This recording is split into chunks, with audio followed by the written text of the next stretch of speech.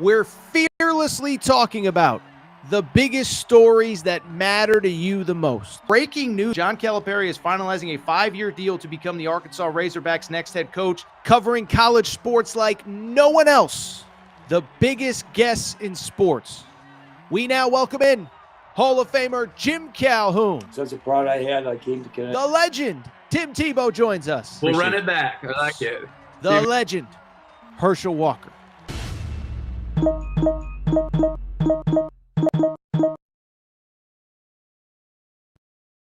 Be kidding me.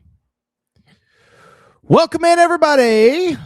Little Thursday morning edition, Darryn Torres Sports Podcast. I'm your host, Darryn Torres. Hope everybody's doing well. Hope everybody is having a great day.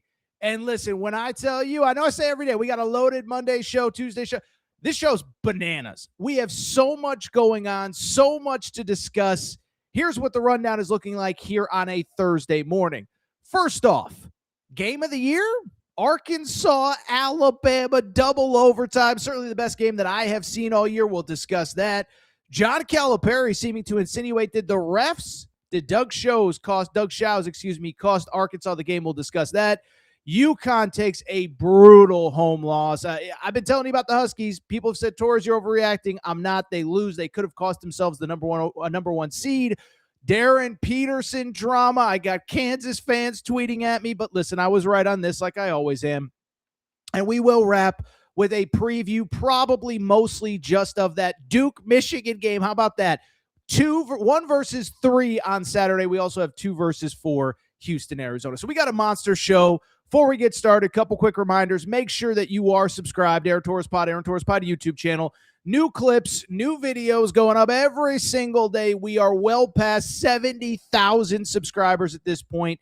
Cannot thank you all enough for your support and cannot wait to see where this show goes. We're going to be talking a ton of college hoops here as we get into March, into April with the portal, into May with the portal.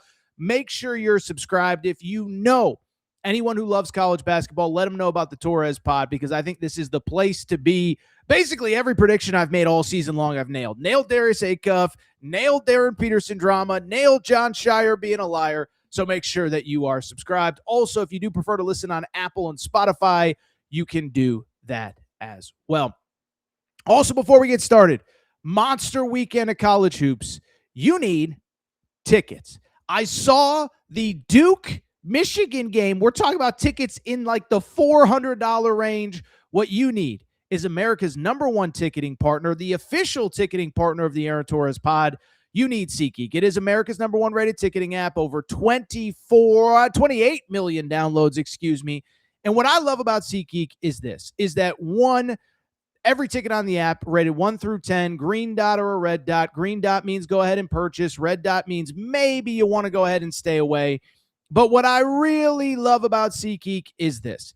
They take care of listeners of the Darryn Torres Pod. If you go to SeatGeek.com or the SeatGeek app, if you use promo code Torres, that's promo code TORRES, it gets you $20 off your first purchase. SeatGeek.com, SeatGeek app, promo code Torres gets you $20 off your first purchase.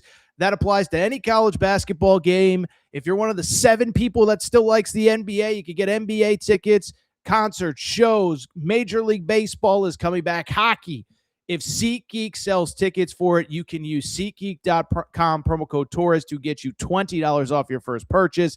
SeatGeek.com, promo code Torres. SeatGeek app, promo code Torres, gets you $20 off your first purchase. With that said, monster Wednesday night in the world of sports. Drop your questions, drop your comments. There is no more time to waste.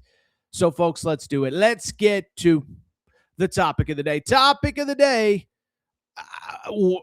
is there anything? Could it be anything other than Arkansas, Alabama, and Tuscaloosa? Okay, and so it's interesting. I was thinking about this as I was watching the game. I love college basketball. We talk college basketball 365 days a year. I understand that some people do not love college basketball. But every year, it feels like there is a game in late February, early March, regular season game. We're getting closer to conference tournaments where for whatever reason, whether it's because the Super Bowl is over, whether it's because the NBA is whatever, that everyone is tuning in. And so I bring it up because to me, it felt like Wednesday night, Arkansas, Alabama. That game built momentum over and over and over again. More people are hearing about it. More people are tuning in. I'm seeing people that don't even regularly watch college basketball tweeting about it. Dave Portnoy from Barstool Sports is tweeting about it. NBA people are tweeting about it. It was probably the game of the year. Final score in a thriller. Alabama 117, Arkansas 115 in double overtime. Goodness, what a game. Congrats to Alabama. I have been a critic of Alabama. They were a great team in a great effort. Also with Arkansas, unbelievable effort. They were essentially down to 7 playable players. 4 players foul out. We will certainly be discussing that in a minute. But what a game. What a night in Tuscaloosa. And let me even say quickly, I've been critical of Nate Oates. I've been critical of Alabama. Heck of a win for the Tide. Big picture thoughts on this game. First of all, I don't necessarily only want to make it about the losing team because, one, LeBaron Philon went for 35-36, okay? The story, though, was Darius Acuff. And listen, kind of a good day for Torres. Pretty much everything I've told you has come to fruition. And I think it started around the Houston game in December. Certainly, I think I remember talking about it after the Tennessee win to open SEC play. I said Darius Acuff is going to be a first-team All-American. Darius Acuff is probably going to win the SEC Player of the Year.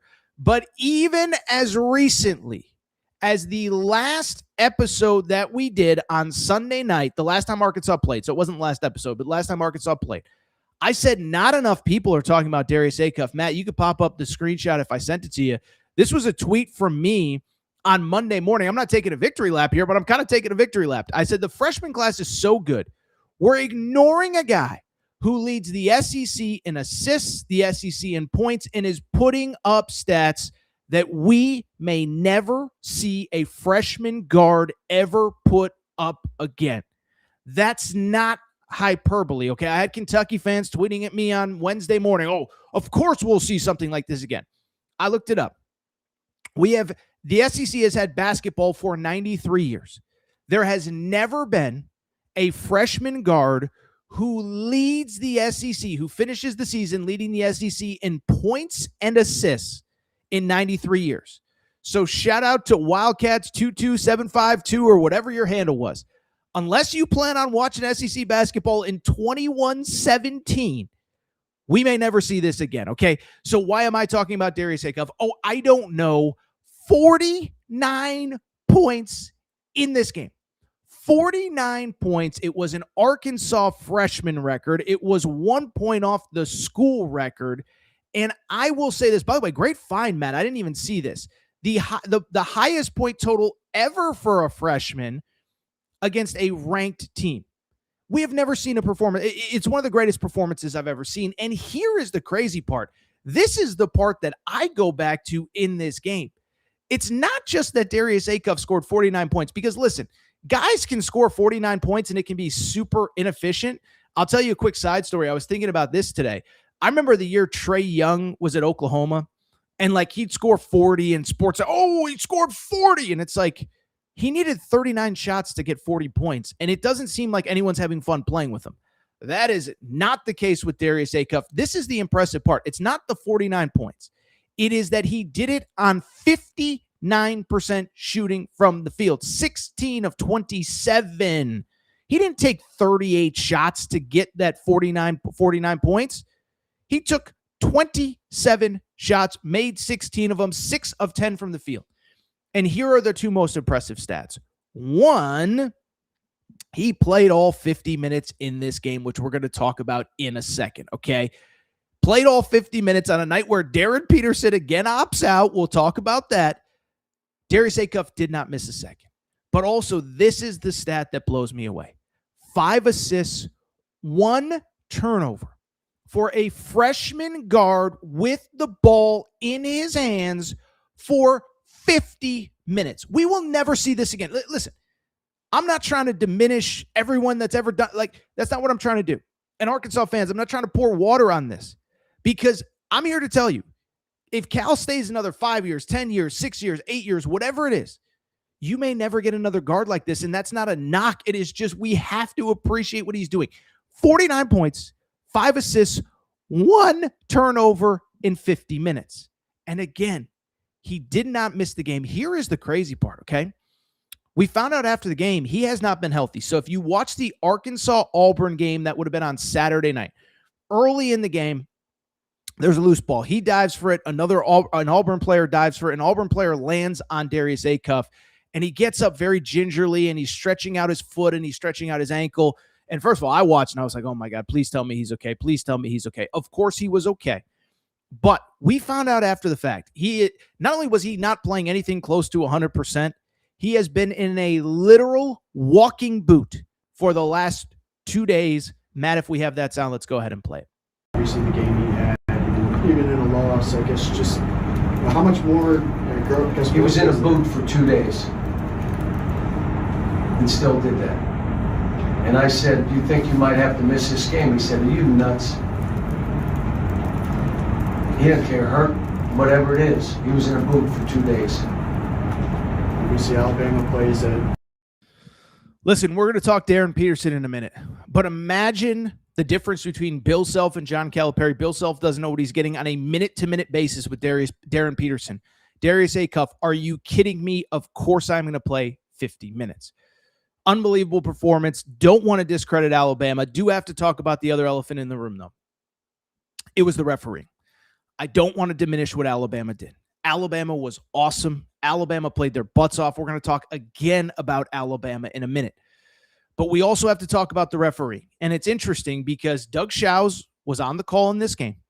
Doug Shows, of course, famously or infamously maybe, was on the call of the Arkansas-Kentucky game, in which we had 6 technical fouls called, 3 on Kentucky in a 37-second span.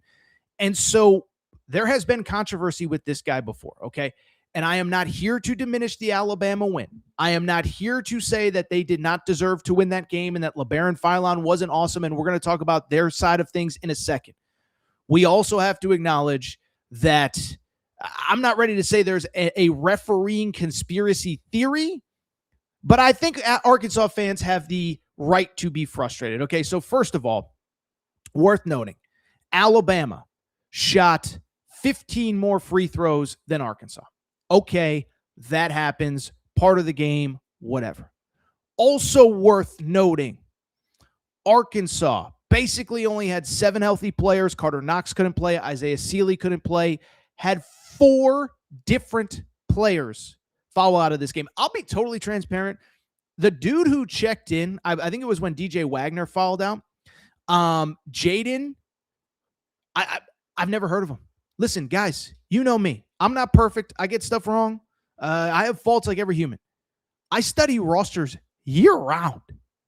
I know more names, and there's more names going in and out of this brain than I could ever imagine. Jaden, who, by the way, is from Sun Valley, California, about 11 minutes from where I live, never heard of him. But that is who Arkansas was down to by the end of the game. So Cal is literally playing guys that he has not played all year long. Elmir Zvacic, we had an Elmir Zvacic sighting, excuse me. I mean, yes, Arkansas fans have the right to be frustrated that in this double overtime game, Arkansas had 4 players foul out. Alabama had 1 player that even got to 4 fouls, let alone a guy who had, 3, 4, multiple players fouling out. So the refereeing wasn't great. By the way, I'll tell you this.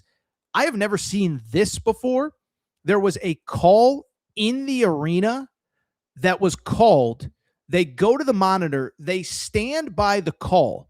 The SEC league office then calls into Coleman Coliseum and says, you have to overturn it. You're about to call this wrong. I've never seen it. Arkansas fans have a right to be frustrated. Speaking of which, you know who was frustrated? John Calipari. After the game, by the way, shout out my buddy Drew DeArmond from Huntsville, Alabama, hosts a great radio show down there. He asked a question to Cal about the refereeing and about a few different things, but Cal listen to the comments, and then if you're watching on YouTube, watch his face, watch the kind of shrug at the end. You can tell this guy was not happy with the refereeing. Producer Matt, you can play that sound as well. This is really good. I'm happy. Coach, your team, you've been doing this a long time. Your team played as well offensively the first 23 minutes as I've seen. They had 65 at about the 18-minute mark. How did Alabama kind of slow you guys down for a little bit before you caught fire at the end of regulation? Well, they started saying, we're going to put guards in these pick and rolls and anything so we can switch and at least stay in front. That's what they were trying to do. But again, I mean, we shot threes. We make more threes than they made. We make more field goals than they make. We only have 7 turnovers. They out-rebound us by a few. And both of us, we have 6 blocks. They have 1, and you get beat.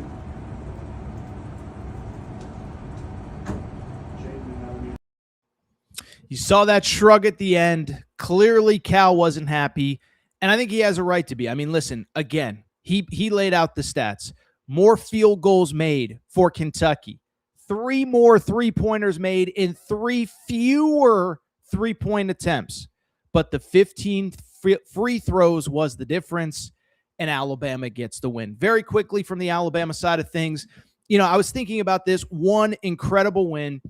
2, and I know Alabama fans are going to get mad at me for even bringing this up, but we had such a negative discourse around this program for 3 weeks with the Charles Bediako situation, and I think this just reiterated to me. Nate Oates is still a great coach, and I listen, I wish he hadn't done that, and we've talked about why and how and what it means and the impact it has and all that. I just wish he hadn't done that because it takes away from how good of a coach he is. And frankly, this Alabama team is really good as well, right? I was thinking about this. Take out the 3 weeks that Bediako was the main focal point of this team, which, by the way, they only went 3-2 with him. Think about what Alabama has done this year. They're not a perfect team, but they beat St. John's at Madison Square Garden. St. John's right now, today, February 19th, is alone in first place in the Big East. They beat Illinois in Chicago. Illinois, top 10 team, just destroyed USC on Wednesday night. They're playing like a team that can win the national championship. Alabama destroyed Kentucky to open SEC play, and now they have won 4 straight, 3 without Bediako. And I actually think what's crazy about it is there's a couple really good stories on this Alabama team that have gotten overshadowed by everything that has happened with the outside noise. 1, LeBaron Philon, again, playing like an all-SEC first-team, all-American type player, 35 points. You don't need me to tell you that. I think Aiden Sherrill has come along nicely, doesn't get enough credit because of everything that happened with the guy that he was sharing the front court with. And then, oh, by the way, Amari Allen and London Jemison are 2 guys that are playing at a really high level as true freshmen, and they are great Nate Oates finds. Amari Allen is averaging 12 points per game as a freshman. I don't have the recruiting rankings in front of me, but he wasn't deemed as a can't-miss prospect, has scored in double figures in 4 of the last 5 games, and in the process of bringing back an ineligible player to add depth, what we're losing is Nate Oates has developed the crap out of several people in this program. And so shout out to both teams. Unbelievable game. The only thing I will say, for both of them, because now you get past Florida, the SEC standings are wide open. 3-way tie in second place. Alabama, Arkansas, Tennessee all tied at 9-4 in league play. Vandy after losing to Missouri. Texas A&M after beating Ole Miss. Texas won on Tuesday night. Kentucky as well. We have, by my math, a 5-way tie for what is essentially 5th place. So you talk about what is actually turning into a great home stretch here in SEC play. I think that top tier has very clearly established itself. I think, oh, by the way, Florida's running away with it, but Arkansas, Alabama, Tennessee, Kentucky, depending on the night, whatever. A lot of good teams, a lot of great competition. There's going to be 2 weeks left in the regular season, which is crazy to think about, but it's going to be really fun to follow this thing. By the way, no rest for the weary. Alabama has to go on the road this weekend. They play LSU. That should be a win. LSU tied for last place. For Arkansas, you do return to Bud Walton Arena. Do not take Missouri lightly. Missouri just beat Vandy on Wednesday night. Missouri is a good team. They beat A&M a few games ago. You don't show up ready to play on Saturday at Bud Walton. Might not be great. All right, Matt, before we get to break, is there anything interesting on the Arkansas-Alabama game? Because I do want to talk UConn. I do want to talk Darryn Peterson when we come back. Anything interesting on the Arkansas? Big 5-7-4-4s. 5-7-7-4. I'm not good at that stuff off the top of my head. He says, go Hogs. Acuff is Cal's best point guard ever. Okay. Thank you, Big A 5774. The Cal point guard discourse is exhausting on social media. And the only reason I haven't engaged in it, and we compared just raw stats between Acuff and Derrick Rose the other day. I don't want to diminish what John Wall did. I don't want to diminish what De'Aaron Fox did, okay? All I will say, statistically, there has never been a guard this good as a freshman in SEC basketball history. I laid it out. 93 years of SEC basketball, we have never had a freshman guard lead the league in scoring and assists. Darius Acuff is on pace for it to happen. Does that make him Cal's best guard? I don't know. I wrote a book on John Wall, and I think it's the best that I have seen. But it's not. I don't want to diminish John Wall. I don't want to diminish De'Aaron Fox. All I know is what we're seeing is unbelievable. And the one thing I will say, and I mentioned this a minute ago, I know Arkansas fans aren't taking this for granted. I know Cal's going to bring in great players year after year. Jordan Smith Jr. is coming in. It feels very likely we will never see anything like this again. I know Arkansas fans are appreciating it. Disappointing loss. What a night for Darius Acuff. 49 points. I'm overhyping him. He only scored 49, not 50, with one turnover in 50 minutes of play. And as Cal said, he was in a boot the previous couple days. Another question or two, Matt, before we get out of here. Acuff is a beast, should be SEC Player of the Year. No big deal. I've said since the Tennessee game, he will eventually be the SEC Player of the Year. That was the first game of SEC play.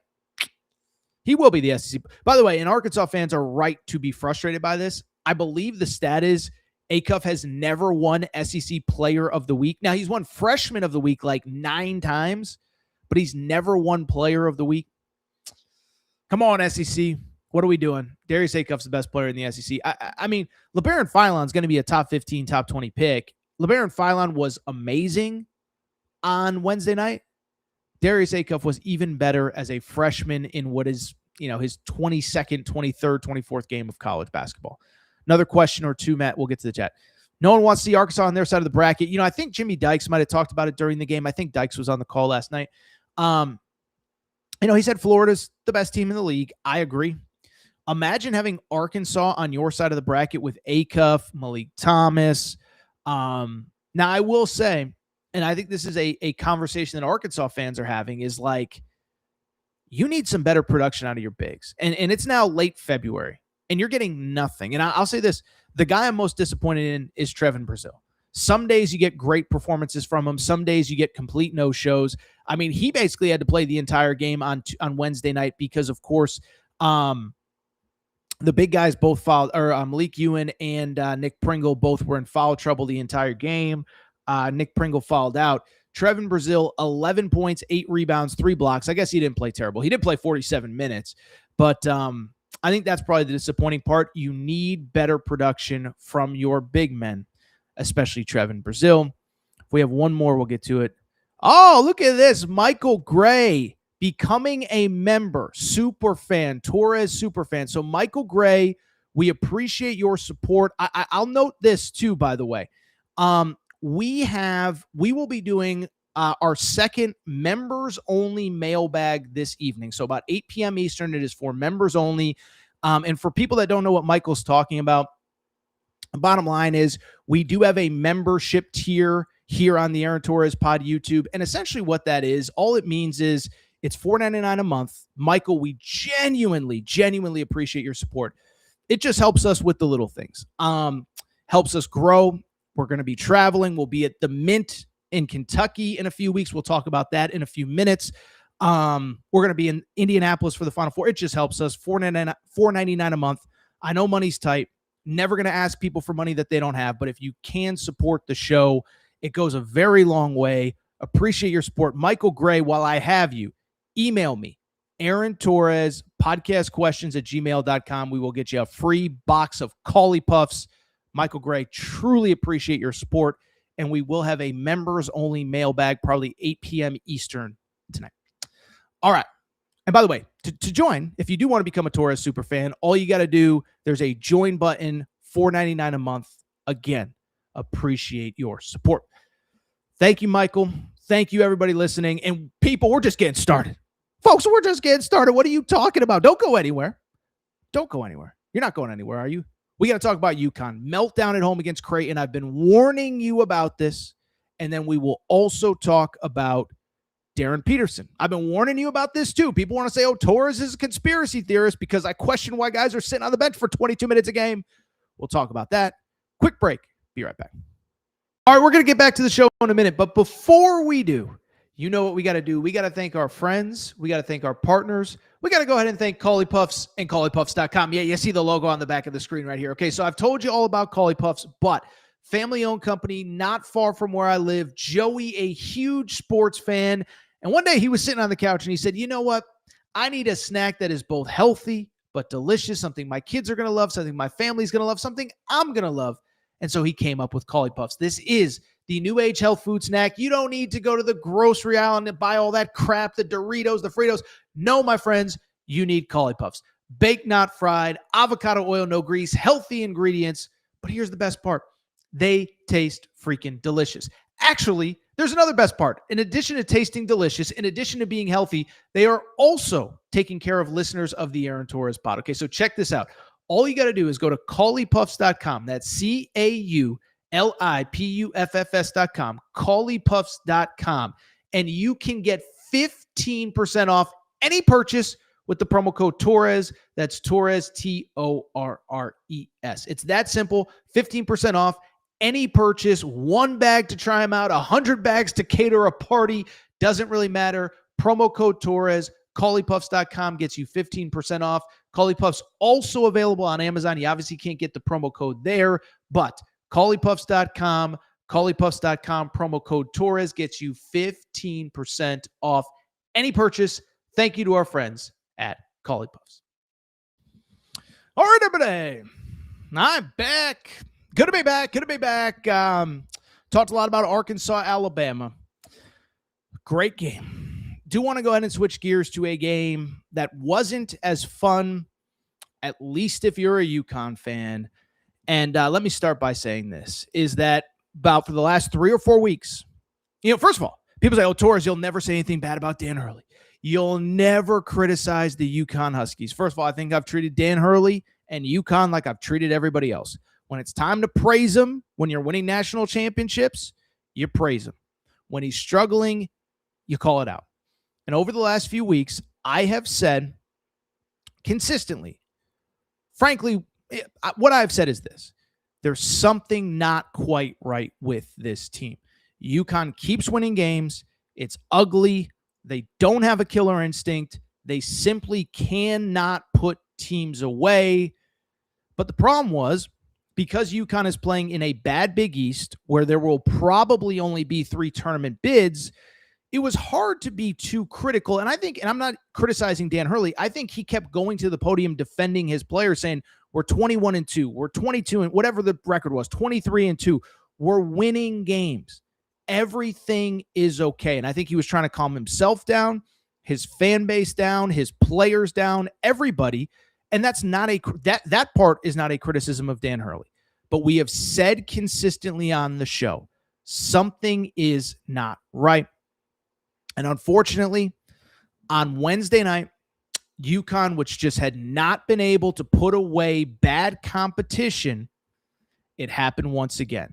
UConn at home, at Gamble Pavilion, just days after Dan Hurley actually called out the fans, they lose to Creighton 91-84. Creighton was 13-13 coming into this game. Now, I will note, Matt, you can pop up the tweet. Creighton has been awesome against UConn. Greg McDermott has had Dan Hurley's number. There you go right there. UConn is 4-10 against Creighton since joining the Big East, but it doesn't change the fact. Only team with a losing record, by the way, that UConn has since joining the Big East, does not change the fact that this was a quad 3 loss and that UConn, which was in position to get a number 1 seed, right now the number 1 seed line going into Wednesday night looked like Duke, UConn, Arizona, and Michigan. UConn potentially lost the number 1 seed. They are now no longer in first place in the Big East. And I think it's fair to say the questions for UConn are now bubbling to the surface in a way that they never have before. Let's talk about this. And really, this loss comes at a interesting moment in time for UConn. Like I said, the team hasn't been playing great, but they haven't been losing. And it was especially interesting because over the weekend, and you may have seen some of the audio, Dan Hurley very vocally called out the fans. Now, we almost talked about it on the show. I decided to stay away from it because it was kind of two different discourses. One, there's the conversation. A lot of schools have this. Some of the older donors, are they loud enough? Whatever, blah, blah, blah, blah, blah. But the reason I didn't talk about it is because apparently the student ticketing policy was a little bit wonky. If you couldn't go to the game, you couldn't give tickets away. So they changed the student policy. The place last night was incredible. I thought it was interesting. Dan Hurley opened the press conference by openly saying, I was very critical of you guys as fans the other night. Well, guess what? I owe you an apology, Matt. You could pop up the tweet of Sam Calhoun, the grandson of Jim Calhoun, who covers the team for the UConn student newspaper. Dan Hurley telling the crowd, quote, telling the audience, quote, the crowd was awesome. I feel like a little bit of an idiot. You can criticize your home environments, and then today they were just awesome. But it's like what I said in the media availability the other day. We have a tendency with this year's team to kill the crowd. And so to me, that was actually my biggest issue with the comments about the crowd. First of all, you're asking fans now in this era to pay more than they've ever paid. You have season tickets, NIL, in college basketball specifically more than ever. The biggest games are not at home or on the road, generally neutral sites. UConn played twice at Madison Square Garden in the out-of-conference, once in Boston in the out-of-conference. These are all factors that come in. So I don't love calling out fans, but I'll give credit to Dan Hurley. This is not tear down Dan Hurley for some comments he made 3 or 4 days ago. He acknowledged, y'all brought it tonight. My team didn't. And oh, by the way, maybe some of the reason that the crowd has not been into it is because we don't put the best product on the floor.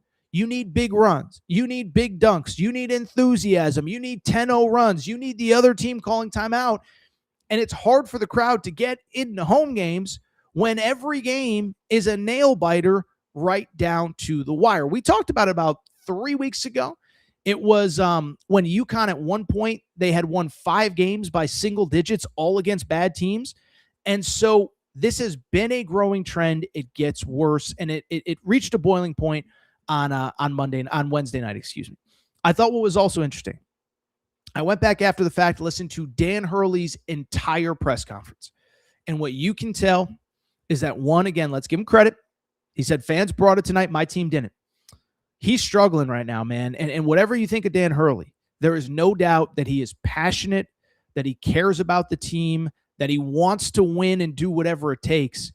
Listening to his press conference, I think it's pretty clear he's kind of out of answers with this team.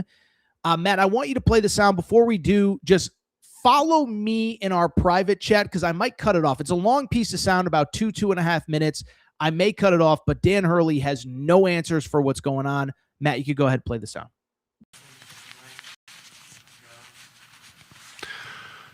Dan, you mentioned the regression. I guess what do you think goes into that? Is it just getting to this point in the season and losing legs a little bit, or is it teams figuring you out, or was that kind of hidden behind the shot making earlier in the year? Well, no. I mean, maybe we got lucky at times. Like last year, I thought at times we were unlucky.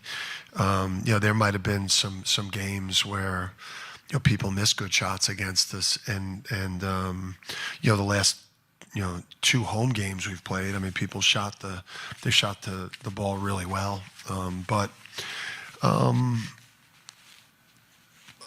I think we have we don't have the rim protection. So people are driving the ball, and our front court players are not getting to drivers to protect the rim, especially with Creighton. Neither one of their centers really are three-point shooters. So our centers are slow to try to cover for guards at the rim, the way Donovan would and Sampson would, the way Adama would.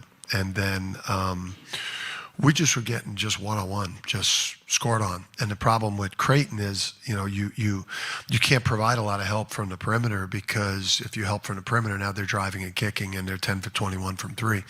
So you're really on an island. You got to be able to guard the ball and win one-on-one matchups. And we there's multiple players on our team that that aren't great individual defenders, and are getting worse as the season's getting later. And it's not fatigue.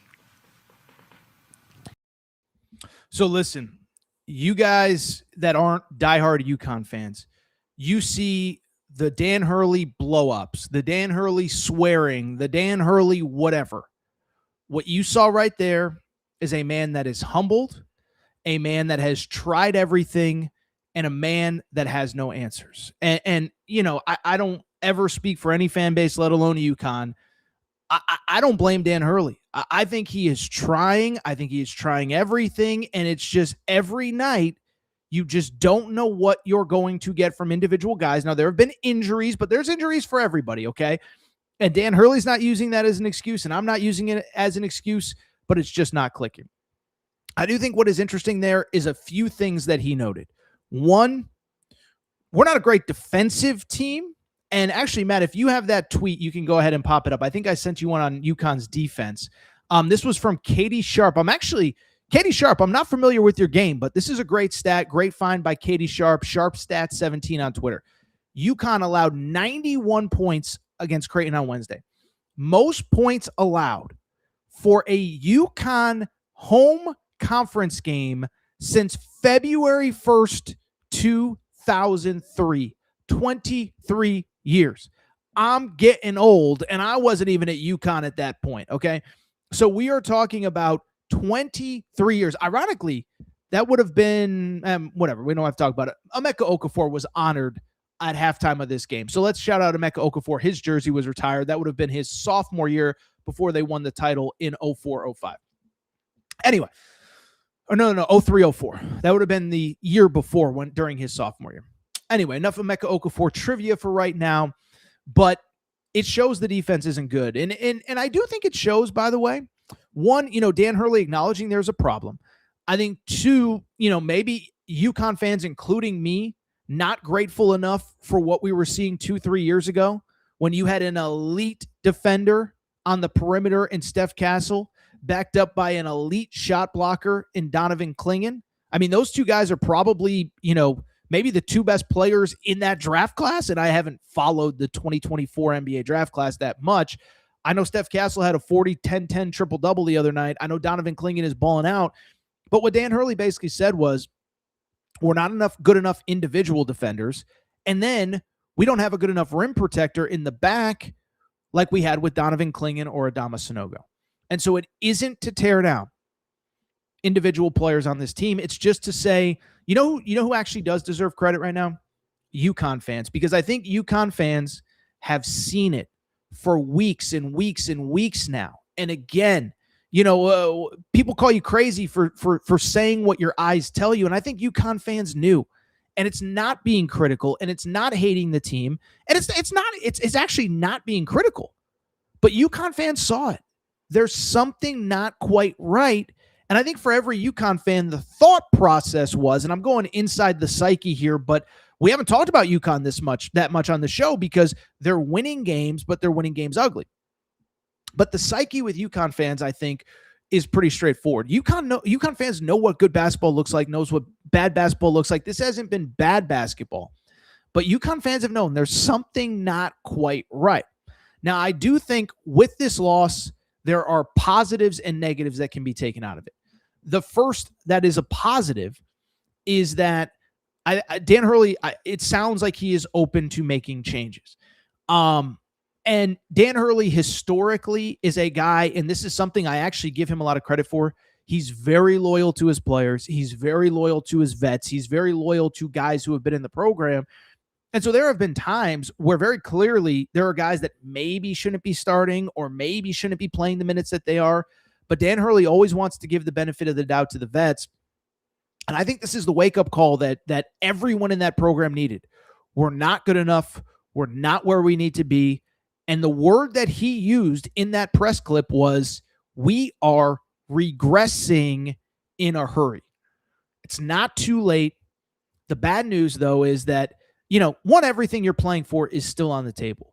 But it's worth noting, UConn wakes up today, February 19th, 2 weeks left in the regular season, 5 games left in the regular season. UConn is not in first place in the Big East. So they're sitting at 24-3. They're not in first place in the Big East. St. John's beat Marquette on Wednesday night, right after the UConn game, same network. So I'm sure there were plenty of St. John's fans that were enjoying the hell out of watching that UConn loss.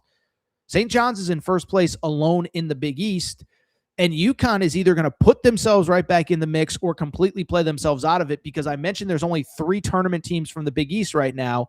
It's UConn, Villanova, and St. John's. Next 2 games at Villanova on Saturday, St. John's next Wednesday. So everything you've played for is still there, but you need to turn this around in a hurry. And the other bad piece of news, depending on how you look at it, I mentioned it off the top, UConn probably is out of the conversation right now for a number 1 seed. As mentioned, coming into the day, it felt like pretty much the consensus was the 4 number 1 seeds, if the season had ended yesterday, if the season had ended earlier in the week, would have been Duke, Michigan, Arizona, and UConn, with Houston in the 5th spot. Houston, I know they lost on Monday. They keep winning games. They have a big game against Arizona this weekend, so we'll see if things change. Houston's probably, every bracketology that you see, going to take that 4th number 1 seed from UConn. Now, there is a positive. So Houston, the city, is hosting the South Regional, and Houston, the school, in theory, could play in that regional. It's a little bit of nuance, but basically the thought process is you don't want to be in the South. So maybe it works out better for UConn. Maybe they're not in the South. I don't know. What I do know is there are problems. What I do know is, listen, I've been critical of UConn. I give Dan Hurley credit. I think you just saw a man acknowledge this is not what we all thought it was going to be. We got to figure some things out in a hurry. Let's switch gears. Because as broken of a man as Dan Hurley is, you know who's crying on the inside? Bill Self is crying on the inside. The Darryn Peterson drama takes a new twist on Wednesday night. All right. So if you've been listening to this show, listen, one thing about me, and I get myself in trouble sometimes because on social media, on this show, I am never afraid to say what I truly believe. And so I was about 2 weeks ahead of everybody else on this Darryn Peterson thing. If you remember, there was that Saturday against BYU where Darryn Peterson played the first half against AJ DeBonsa, was awesome, and he deserves credit for that. And then he pulled himself out of the game in the entire second half. And I said it at the time. I said, maybe he did have cramps. But I said, if he had cramps, he dealt with them in a way that I have never seen a player deal with them before. No stretching, no fluids, no stationary bike, no work with the trainer. A couple days later, Bryson Tiller got cramps in the same building, came back in a few minutes. Koa Pete on Arizona got cramps in the same building, came back in a few minutes. And so I was saying at the time, this is not normal. Now, of course, most of the Kansas fans. I had Kansas players, Cole Aldrich, shout out Cole Aldrich is calling me out, and even people in the media. Oh, look at you, conspiracy theorists. Then he played a lot against Texas Tech. I think he played a lot against Texas Tech because people started calling him out, okay? Well, anyway, it seemed like the Darryn Peterson narrative took a twist when he sat out with the flu against Arizona. He was at shoot-around. We all know the story there. But it takes yet another twist on Wednesday night. Kansas beats Oklahoma State at Oklahoma State. For people who know the history there, Bill Self is an Oklahoma State alum. There was actually, I think, a time where there was thought he could actually take that job.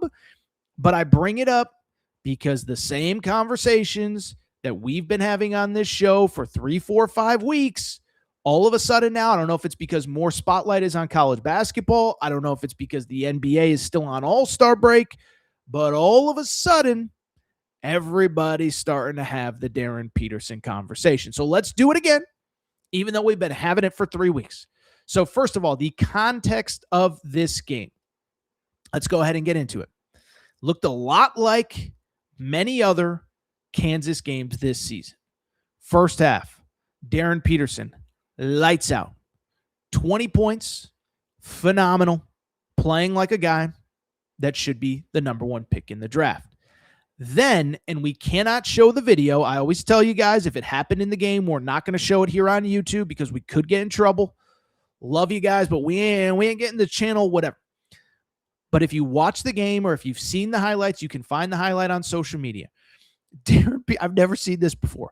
Bill Self sends a sub to the scores table to check somebody else out. Darryn Peterson hits a 3 next to the bench. Bill Self is probably 2 feet behind him. Darryn Peterson hits a 3, calls for the sub right there, does not go in the rest of the game. He finishes the game with 23 points. That 3-pointer after the half was the last that he played. He only played a grand total of 18 minutes. Every other starter played 31 or more minutes. Kansas gets the win, but this is the story again. Now, what makes this different, in my opinion, is a few things.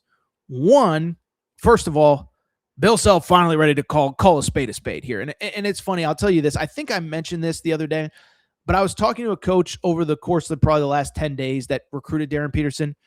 He said, biggest fiasco I've ever seen. And it wasn't even necessarily Darryn Peterson. It was the people around him. But I told the story of, the coach was basically told, hey, if you show up at this event, Darryn would really like that. And if you go to the high school on this day, Darryn would like that. And if you call this person, Darryn would like that. And then he found out that the same guy was telling 7 other people the same thing to drive the price up at Kansas. Okay. So the recruitment was a debacle. But what the coach told me was, and it made me laugh, he said, look, the bottom line is I can hear in Bill Self's voice some coded language that is clear to me that he is not happy with this situation. And the coded language is stuff like, this is Bill Self now talking about Darryn Peterson early in the season. Well, we thought he'd be ready to go, or I assume he'll be playing tomorrow, stuff like that. Well, Bill Self didn't even really use coded language on Wednesday night after the Oklahoma State game. Matt, you can pop up the tweet. I actually found the video, but the audio is not great, so we just decided to stick with the tweet. Bill Self on Darryn Peterson after the game, and having to pull him and only play him 18 minutes, essentially like 1 or 2 in the second half. Bill Self said, quote, I didn't anticipate that all tonight. I thought he was good to go, but we only got 18 minutes out of him. That's disappointing because he could have been really good tonight. Maybe it means something. Maybe it doesn't. But this is not Bill Self saying, the cramps are really bad.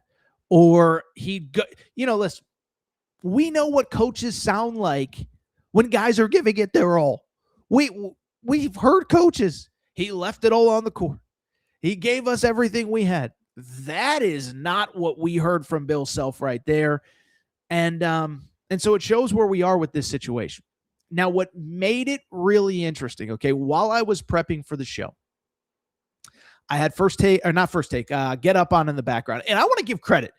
The breakout superstar of the media this year, in my opinion, is Jay Williams from ESPN. Okay. And I didn't like Jay Williams for years. And I said it a few weeks ago. I said, I thought in previous years he was playing too much to the Twitter crowd. And, he would say stuff like the NCAA banned the NCAA. I remember the James Wiseman story is like, he was going crazy with that.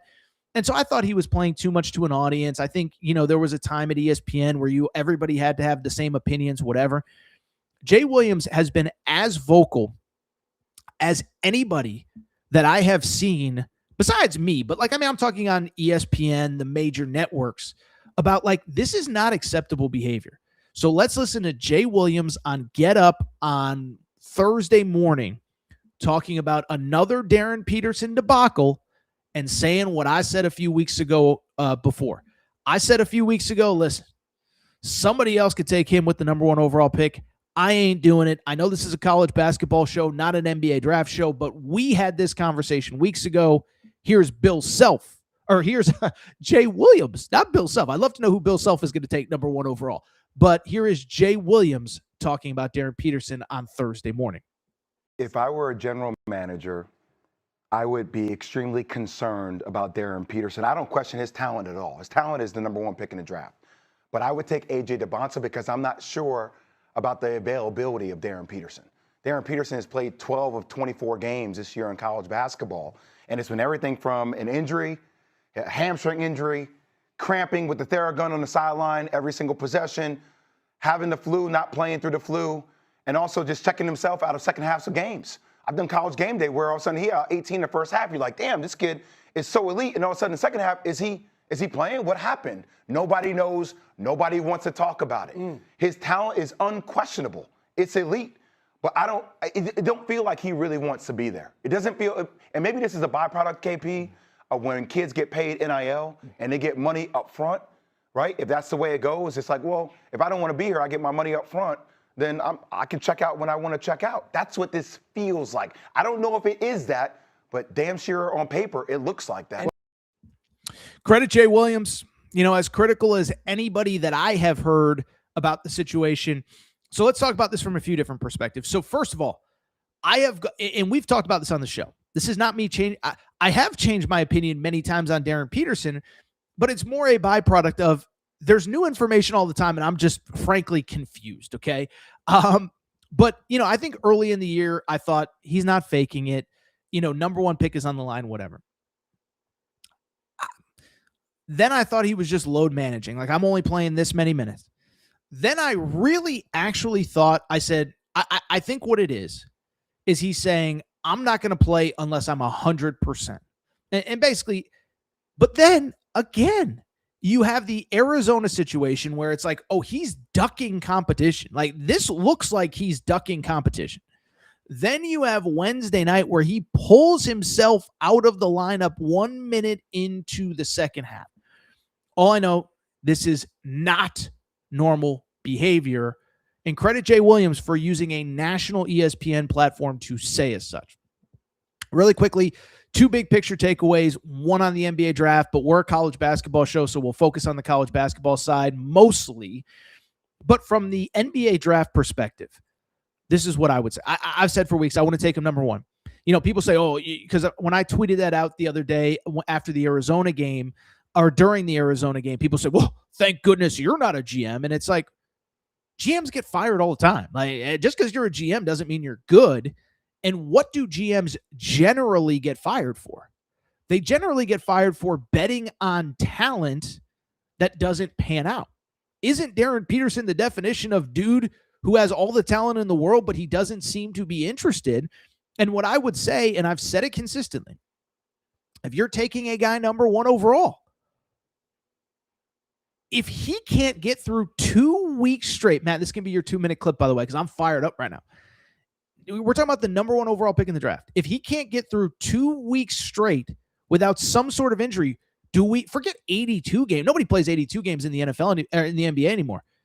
Will he play 70? Can you expect him to play 65? What are we even talking about? And by the way, it's not like there aren't other guys. A.J. DeBonsa, we're not going to talk about Arizona, BYU, because there's just not enough time. A.J. DeBonsa's team is a walking mash unit. It would be so easy for AJ DeBonsa to shut it down and say, I'm not doing this. We're not going to reach our potential. Richie Saunders is out. Screw it. My season's done. He played 39 minutes at Arizona on Wednesday night. 39. By the way, he had like 36 points. He was unbelievable. 39 minutes. Darius Acuff went from in a boot on Tuesday to playing 50 minutes on Wednesday. Caleb Wilson, hand surgery, says he will be coming back. Those are the dogs that I want for my team if I'm drafting number 1 overall or number 2 or number 3 or number 5. I'll take it a step further. This might be controversial. If I was a team that needed a star and I'm drafting in the top 5, top 10, I'm not taking him. Now, if the Oklahoma City Thunder get the 9th pick and you can take a gamble, sure. But if you're a team whose livelihood depends on we need to nail this pick, I don't know that I would take him because I'll take Caleb Wilson instead. I'll take Cam Boozer instead, who shows up every night ready to play and might not have the ceiling of Darryn Peterson. I don't got to worry about if Cam Boozer cares or not. I don't got to worry about if Darius Acuff cares or not, if Caleb Wilson cares or not, if AJ DeBonsa cares or not. So we've said our piece. No one knows what's going on. Maybe only Darryn Peterson knows what's going on. I don't know how much of it is agent-driven. I don't know how much of it is parent-driven. I don't know how much of it is Darryn Peterson. There might only be one person that knows what's going on. But as Jay Williams said, oh, and I want to talk about the basketball perspective too, because I will say we're at a tipping point with Kansas. Because I think, and this part cracked me up. Everybody, because when I first started being critical, the number one response was, well, as long as he's healthy for the tournament, who cares? And it's like, he hasn't been healthy for 4 months. Now we think he's magically going to flip it on and be able 100% for the NCAA tournament. And if he is, that means he was definitely faking it for the last, 4 months. Like this notion that he's going to, he's magically going to be healthy for the tournament. If he is, that means he's been faking it. Okay. And so I only bring it up because I do think Kansas is at a crossroads. And I actually think Bill Self, he's a Hall of Famer. He knows more than I do. He's clearly trying to manage a situation. The counter to that, though, is this. I think you got to say, Darryn Peterson, you're either all in or you're all out. And if you're not all in, you can't be part of this team. And you can't be in our building, and you can't be in our facility, and you can't be using our trainers.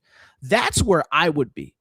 You can't go into March not knowing if your best player is going to play and how much, and Bill Self finally had, and you cannot. I'm over it.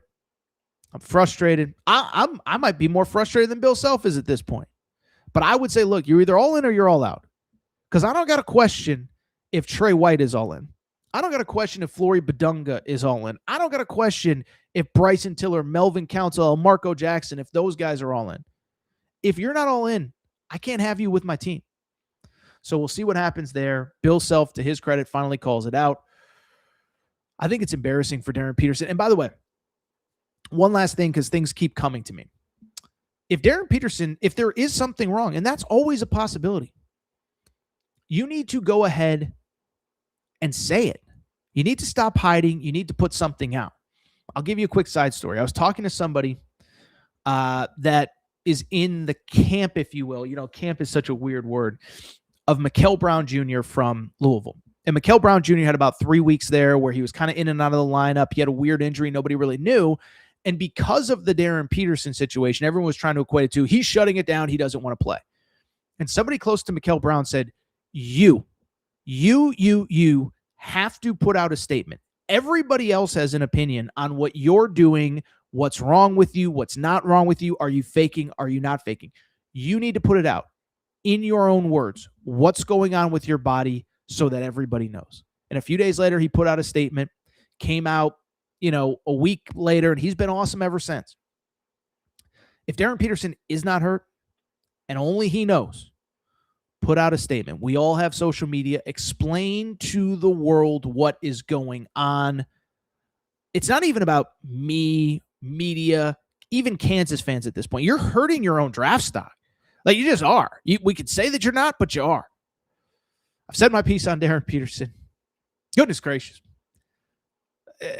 About 6 o'clock last night, I was like, I don't know what we're going to talk about today. I think this is about 1 hour of the best content that we've had in a long time.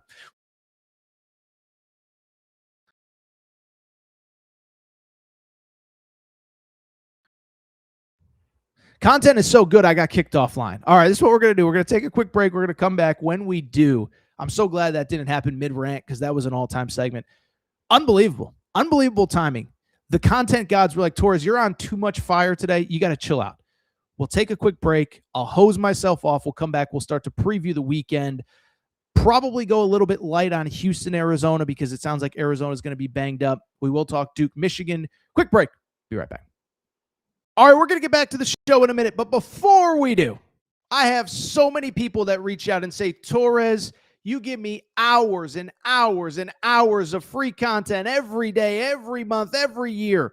What can I do to help support the show? Well, you want to support the show and look good in the process. Make sure to check out and support the Aaron Torres Media merch store at aarontorresonline.com/merchandise. Some of you wondering, what can I get in that merch store, Torres? Well, Kentucky fans, we got our Mark Pope Hope and Pope t-shirts. That is right. Mark Pope, monster first year. Year 2 is going to be even better.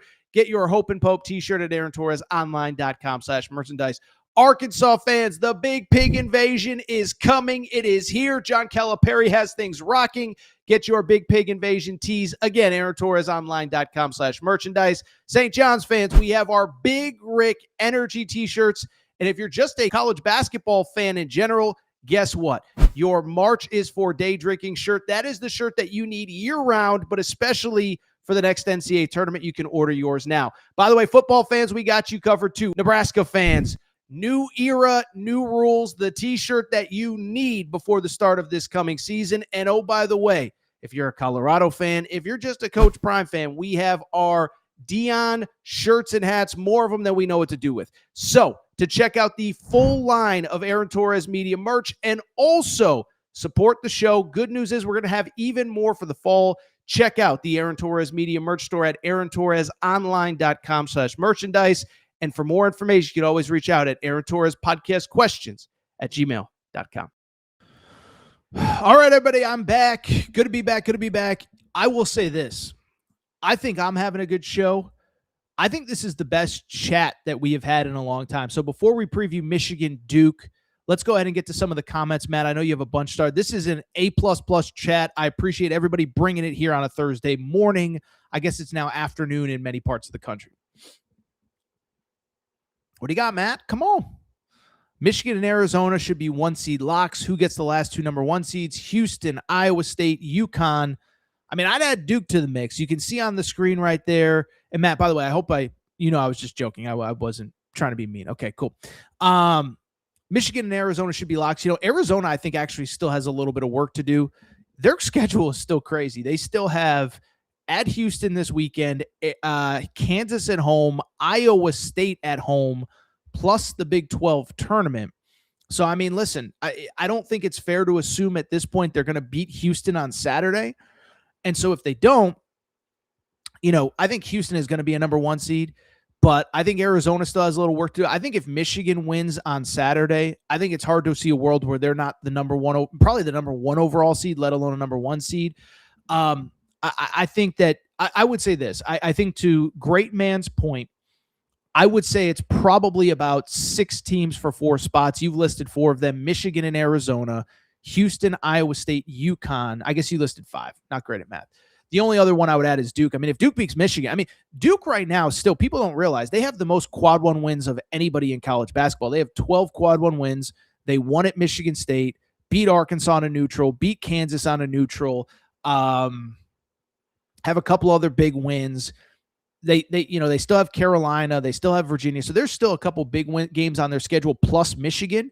I mean, if they beat Michigan, I would assume they pretty much would essentially lock up a 1. I'll say this. If I had to guess today, I think it's going to be Michigan, Duke, either Arizona or Houston for sure. And I think UConn essentially has to win out. Otherwise, the Arizona, Houston, the other one would get the 4 seed. I think if UConn wins out, I think they'd be in pretty good shape. Let's keep going. Everyone is still sleeping on Gonzaga, says Ron. Listen, Ron, I was in Vegas. I saw Gonzaga destroy Alabama in person. My only concern with Alabama, by the way, very nice win at San Francisco on Thursday night. My only concern, and we've talked about this with Gonzaga, is that some of the wins with Gonzaga,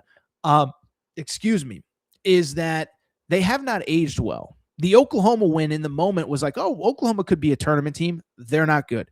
Creighton, they beat UConn, but overall not very good. Oregon, worst team in the Pac-12. The Pac-12's been dead for 2 years, although it's coming back next year with Gonzaga. Oregon's in last place in the Big Ten. So with Gonzaga, I don't know if they have enough, but listen, they're a 2 seed. I think they can go back to a Final Four, so maybe people are sleeping on them. By the way, it's crazy. So Gonzaga, 3 regular season games left. I think they're 26-2 with 3 games left in the regular season. Where does the regular season go for the Zags?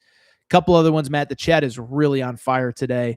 Your show's always good. Thank you, Kentucky Outdoors Life.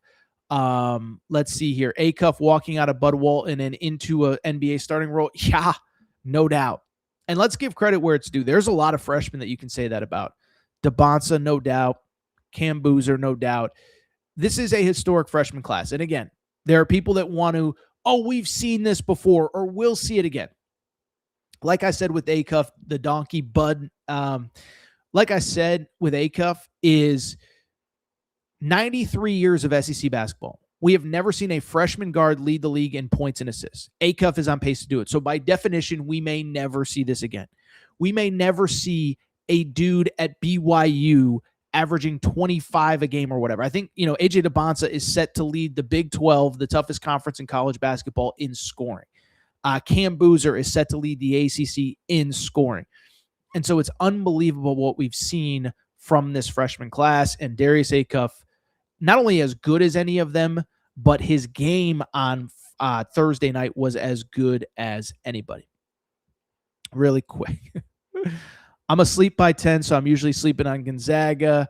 This one made me laugh. We got to get to Aaron. Will the Gators get a 2 seed at the NCAA tournament? Okay, so if you're new to the show, we generally... Oh, it's Gator Man. I thought it was Greater Man. My bad, Gator Man. Will Florida get a 2 seed in the tournament? I think they're in really good shape. I really do, because one, right now, a 2-game lead in the SEC. And I keep going back to this stat. The losses are aging very well. Neutral court loss to Arizona. Neutral court loss to UConn. Road loss to Duke. Those are great losses. Now, they have the one weird loss to TCU. Producer Matt's TCU Horned Frogs. That's his go-to team now that Auburn stopped playing basketball. I think Auburn actually have shut down their basketball program. We're just not going to discuss them ever again. But yeah, TCU, that's probably their only sketchy loss. And even TCU is like a tournament team, probably going to be like a 10 seed. So I'm with you, Gator Man. I think they will end up on that 2 line. I think it's probably not realistic at this point to get a 1 unless, catastrophe for Duke, catastrophe for UConn, catastrophe for Florida, whatever. A couple other ones. I saw some really good ones. Let me see here. Man, it won't be long before one and done start benching themselves. That's actually where I give a lot of credit. Instead of focusing just on Darryn Peterson, and it's a great comment by the donkey Bud, the counter to that is AJ DeBonsa played 39 minutes the other night. He deserves a ton of credit. Darius Acuff, 50 minutes. Both overtimes, didn't miss a second. I think we need to start talking about those guys just as much. Really quickly, Matt, there was a couple that I want to get to that I saw that I thought were pretty good. Oh, Kentucky Outdoors Life. All right. This is a conversation between Torres and the chat right now. He says UConn fans are going to get sick of things, and I assume that means like Dan Hurley, like UConn fans did with Coach Cal. I hate to say it. I'm getting those vibes, man. I really am. It's a thing where, one, Dan Hurley set the bar so high, but two, I think it's a weird year because last year, UConn just wasn't good enough. Like, just not good enough, didn't have the players, injuries galore, whatever. This is the year where I think everybody is frustrated because everybody knows the team should be better. UConn fans. And by the way, for people just joining us, we talked about UConn. I know they're 24-3. The Big East is a 3-bid league, and essentially every UConn game comes down to the final possession, and they've been winning games because the Big East isn't very good. By the way, during the Houston-Iowa State game, the number of UConn fans tweeting saying, this league doesn't even look like the same sport as the Big East. Like, that is where the Big East is right now. And so Kentucky Outdoors Life, I think you're actually onto something, is it feels like there is some frustration between Hurley and the fan base. And I don't know if anybody's frustrated with each other. I don't know if Hurley's frustrated with the fans, if the fans are frustrated with Hurley. I just think there's a lot of frustration because on paper, this team should be further along than where they are right now. You know, I hope he doesn't leave for the NBA. I hope he doesn't leave for, he said he'll never take another college job. I kind of believe that. But if it gets toxic with the fans, I mean, I think more likely than anything, what he would do is take a year off, do some TV, and then take an NBA job, probably, have his pick of NBA jobs. It feels weird, though. Let me put it this way. It feels weird. I think up until Wednesday night, he felt like he and his team weren't getting enough credit for the win-loss record. But like I said earlier, I think fans know. As a matter of fact, I know fans know. Fans know. They know when it's not quite right. They know when it's clicking on the highest level. And by the way, I got a lot of heat for the Kentucky segment yesterday. But it's Kentucky fans know. Kentucky fans know what great basketball is supposed to look like. And having no idea what team you're going to get on a night-to-night basis is not what Kentucky fans expect. And it's not apples to apples with UConn, but it's pretty close. UConn fans know what it's supposed to look like, and it has not. So there you have it with UConn. One or two more, Matt. I did see a couple good ones. I might just pull them myself. If you have any other ones pinned, let's get to those. All right. Donkey Bud says what we've been saying about Arkansas. Just the big guys are not delivering. Let me find a couple that I wanted to look at really quick. There was a few. Michael Gray says UConn is still a powerhouse. They're a powerhouse, but again, part of it is the competition not quite good. Ron Lowry, and I think it's because I think Ron might be a Gonzaga fan. He's upset that I said UConn can't be a 1 seed by not winning their second-rate league. Listen, it's not about winning. They can still get a number 1 seed.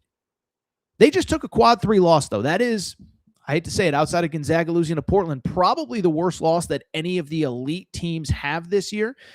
And so with UConn, if they run the table, but they got to beat Villanova this weekend at Nova. They got to beat St. John's next week, at home. And if they do that, maybe they don't have to win the Big East tournament. But the counter to that is we have like an 8-week sample size that says they're not going to do that. They're not going to go, what do they got? 5 regular season games left plus the Big East tournament. They're not going to go 8-0 into March, but they could still get a number 1 seed. But I know what you're saying. Let's see here. Yeah, so Kentucky Outdoor Life, another follow-up to his previous comment. UConn fans love their basketball, and y'all aren't going to take too much more of this. It's been a frustrating season. And I think I mentioned this during the segment on UConn. When Dan Hurley called out the fans on Saturday, there was actually some lunatic fan, and I don't know all of the details, but decided to walk 35 miles from his home and wherever he lives in Connecticut to the arena. And it was, I think, for charity. And it was like hey, we're in this together, fans together, blah, blah, blah, blah, blah, this and that. And that is how passionate the UConn fans are. Dan Hurley says the fans aren't showing up ready. Guy walked 35 miles for charity to the game on Wednesday night. So, it's been a frustrating year for UConn. And I know, and Kentucky Outdoors Life, you seem to get it. A lot of people say, you're 24-3, calm down. But it's a bad league, one. And as a fan, you just know when it's not quite right, when something just isn't quite there. That's been the case for UConn. We'll get off UConn. We're going to preview Duke and Michigan in a second, but something just isn't quite right. Hey, Matt, I just realized we never have we talked about our hotel and casino partners, our best friends at Circa. Well, guess what? It's that time of year. You need a place to watch college basketball, okay? And let me say this. If you're going to Vegas, best place to watch games all March is Circa Sportsbook in Vegas. But also, here's the thing. I know a lot of you can't get to Vegas. Well, guess what? Circa has opened up a brand new sportsbook at the Mint Kentucky Downs in Franklin, Kentucky. About 35 minutes from Nashville. I actually did the drive. It's 39 minutes door to door to Nashville, 20 minutes from Bowling Green. This is the place that you want to watch March Madness, everything. All the same great hospitality as the spot in Vegas, but it is right there, 45, like I said, 40 minutes from Nashville, 20 minutes from Bowling Green, Kentucky. Here's the cool thing. Producer Matt and I are going to be doing some live shows from down at the Mint. I'm actually supposed to have a call with Circa maybe next week. I thought we were going to do it this week, but it's okay. We'll get some details for you, maybe a special guest or two. Mint Kentucky Downs, Franklin, Kentucky.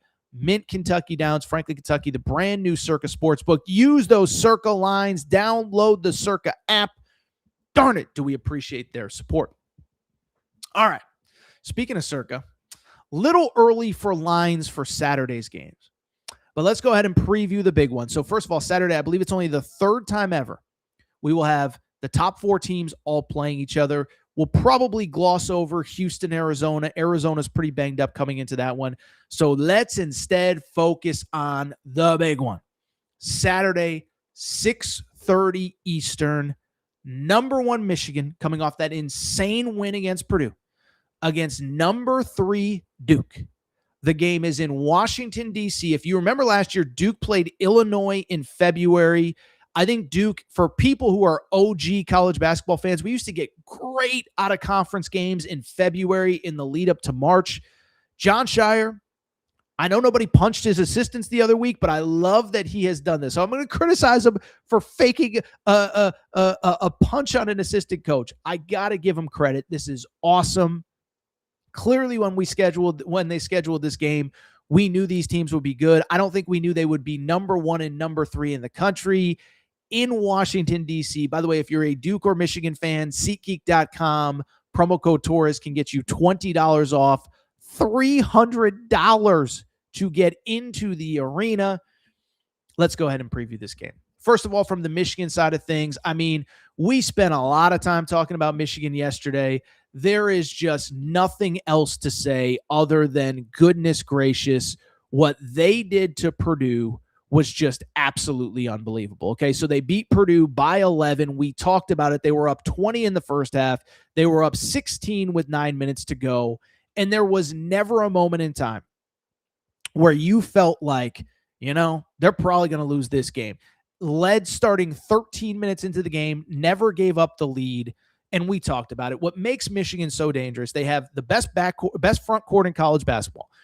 All three of those guys do something a little bit different.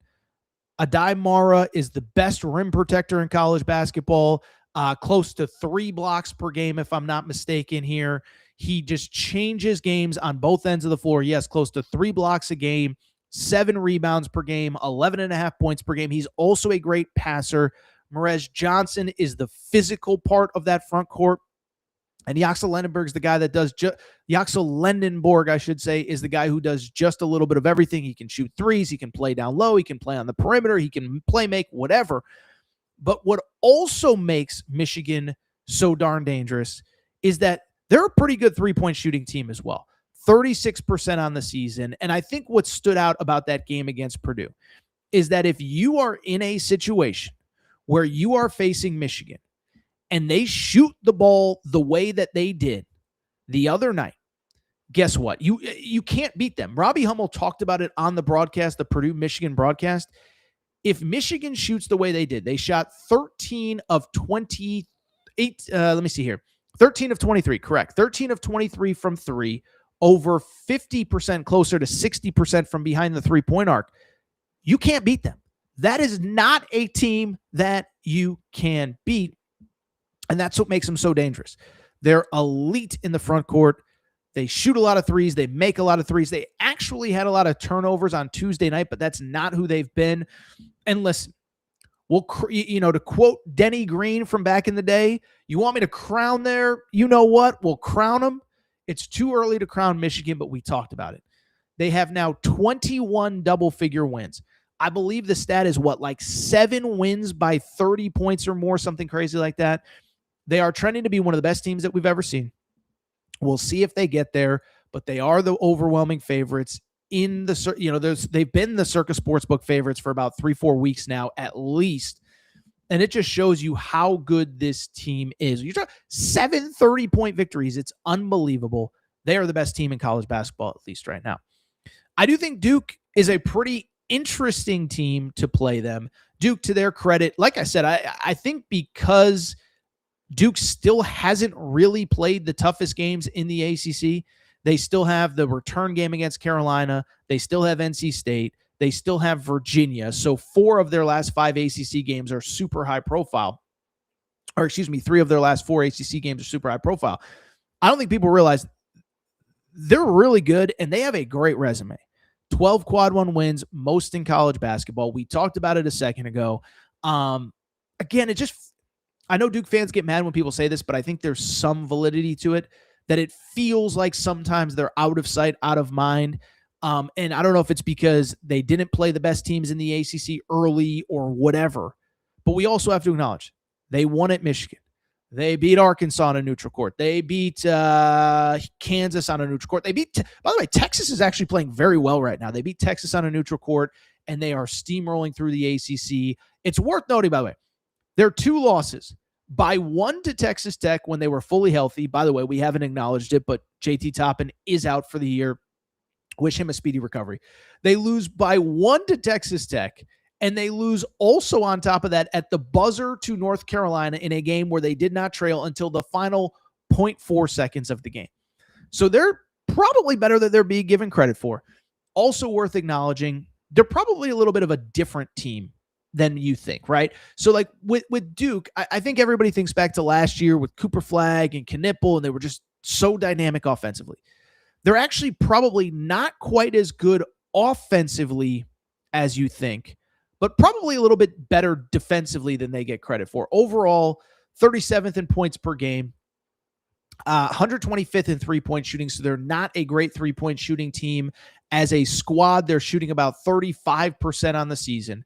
6th in offensive rebounds, so they're not great on the glass, and they do turn the ball over a fair amount. The counter to that is this. They're actually probably way better defensively than they get credit for on the season. Here are some stats on Duke. 3rd nationally in points per game allowed, right? So we think about all these great defensive teams, Rick Barnes in Tennessee, Kelvin Sampson in Houston, TJ Otzelberger in Iowa State. Duke is 3rd nationally in points per game allowed. They're 6th in opponent shooting percentage. And on top of that, 40th in three-point percentage. So top 40 nationally in three-point percentage, top 10 in nationally in points per game allowed, opponent field goal percentage. And it's also worth noting as well, great rebounding team, just not on the offensive glass. They take care of the bat, all that stuff. So they're probably better defensively than they are offensively, vice versa. I think the 2 things that we need to talk about as far as matchups are concerned, probably pretty obvious, right? 1, how does Cam Boozer deal with the size and the athleticism of Michigan? I think sometimes the Cam Boozer narrative has gone too far. In other words, some people, they've made it, like Darryn Peterson, like DeBonsa, like Acuff, certainly, it becomes an NBA draft conversation. And so I don't know how good Cam Boozer is going to be like all these guys in the NBA, but why it matters for this game, the conversation is, how does he handle elite size and elite rim protection and elite athleticism at the college level? Did not handle it well against North Carolina. I know you'd sit there and say, well, he scored against North Carolina. He had 24 points. Well, he also did it against North Carolina on 10 of 21 shooting from the field. Okay. So he did not play great. The size clearly bothered him, especially late. And so that to me is the X factor. 1, can Cam Boozer get his 22 and 10 against this front line? This is going to be the biggest challenge that he's had all year. I think the other thing is it's obvious. Whose guards play better? The backcourt is the weakness of both teams. Ironically, what's interesting is, of course, Michigan's best guard is Elliot Cadeau, who played at North Carolina. That's why it's ironic. But Elliot Cadeau was awesome in that Purdue win. We talked about this at the time. I always thought Elliot Cadeau got a semi-raw deal during his time at UNC. 3-point shooting improved. There were other issues with the team. And so I just felt like he probably got a little bit of a raw deal. He is playing really well. And I think the X factor in this game, do you get the contributions that you got the other night from the other guards? He's averaging 10.5 points, 5.5 assists. But do you get the 3-point shooting from Trey McKinney, who made 3 3-pointers in that game the other day? Do you get the 3-point shooting from Namari Burnett? Do you get the 3-point shooting from some of these other guys? And then conversely for Duke, is Caleb Foster going to be good enough? Is Caden Boozer going to be good enough? What do you get from a Dame Sarr type, whatever? Bring it up. My guess, I'm going to throw this out there.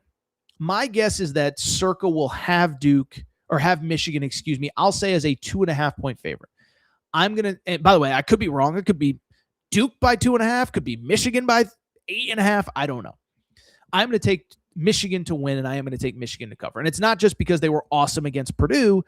It's because I actually think this is a great matchup for Michigan and kind of a bad matchup for Duke. Duke's weakness is in the backcourt, okay? Michigan's weakness is in the backcourt. I would argue that I trust Michigan's backcourt a little bit more.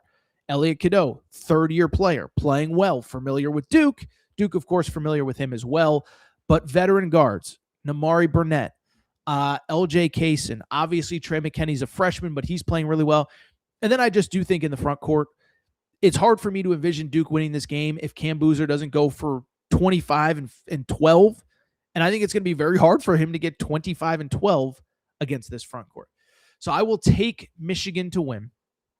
I'll say final score 81-76. Feels about right to me. I'll take Michigan to win. I think it's more competitive than it was on whatever day it was. I guess it would have been Tuesday night against Purdue. But let's give credit to the Michigan Wolverines. They are playing as well as anybody, not only even in forget college basketball. They're playing as well as basically anybody that we've seen to this point in the season in recent memory. They're obviously the two comps that you see pretty regularly. Last year's Duke team, this UConn from 3 seasons ago now, so the 2023-2024 season. I will pick Michigan to beat Duke. And like I said, we're not going to crown Michigan before it's too early, but goodness gracious, does this team look good. Houston, Arizona, we don't have to even talk about it. I'm going to take Houston to win. Arizona's without Koa Pete. I think Arizona is going to be fine. That is not expected to be a long-term injury, but they have said he will not play. Dwayne Aristote has missed the last 2 games with illness. And Arizona is basically tasked with playing with like 7 guys. And I don't know that you can do that against Houston. Yeah, I don't know that you can do that against Houston. Good news is for Arizona, none of the injuries are expected to be long-term. I'll say this with Arizona. Could have lost to BYU on Tuesday night or Wednesday night. So anyway, that's it. I'm wiped. I'm drained. We did an hour and 27 minutes of a show. We got a members-only mailbag coming up here at 9 p.m. Eastern, 8 or 9 p.m. Eastern. We'll see when it drops. But for now, though, we're going to go ahead and get out of here. If you're not subscribed to Darryn Torres Pod, please make sure to do so. Apple, Spotify, Amazon Music, Google Music, wherever you get your podcasts, make sure to subscribe. Make sure to rate and review the show. Go ahead and give us a quick 5 stars. Thank you to our newest member, Michael. We appreciate your support, Michael Gray. If you want to be a member, really does help us, again, with travel and costs and this and that. We're very grateful to everybody. It's $4.99 a month. I know a lot of you can't totally get it. Nothing personal. But if you do want to support the show, it does go a long way. All right, we're going to get out of here. Thank you, guys. You'll see some of these clips pop up here over the next couple hours. You will see our members-only mailbag this evening. And we'll be back Sunday. I think for people who are listeners to the Sunday show, we've been going in the morning. I think this Sunday will be the first time we do a nighttime show. I just think probably for people's schedules, evening time fits better than going noon Eastern, which we have been. See y'all Sunday night. Time to go. Shout out to Greg. Shout out to Rachel, who hates my voice. Shout out to JJ Reddick, you F-head, unblock me, bro. Shout out to Collie Puffs. Promo code Torres gets you 15% off your total purchase. Shout out to SeatGeek, where you can get $20 off your first purchase when you use promo code Torres. And thank you again to Circa Sportsbook. We will be at Mint Kentucky Downs in just a few weeks from now in the lead up to the SEC tournament. Time to go. Appreciate your support. Thank you, everybody. Be back Sunday night. Awesome show.